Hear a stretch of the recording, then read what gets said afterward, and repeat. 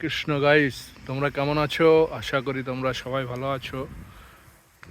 Guys দেখো, এই যে এই জায়গাটায় তোমার বরফের সময় কেমন ছিল দেখো।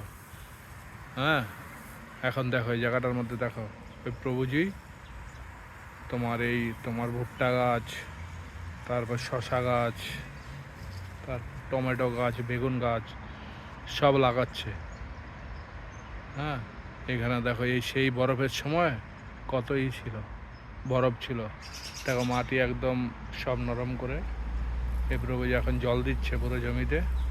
তো এটার মধ্যে কিছুদিন পরে, এখন তো গরমের ওয়েদার, খুব গরম পড়ে গেছে। দেখো এখন প্রভুজি সব চাষবাস করছে এখানে। দেখো কদিন পরেই, 1 মাসের মধ্যেই সব হয়ে যাবে।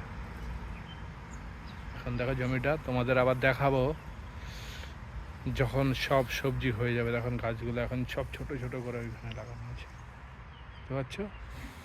এগুলো সব দেখবা কত বড় বড় হয়ে যায়। এর আগেরবারও দেখিয়েছিলাম তোমাদের কত সুন্দর।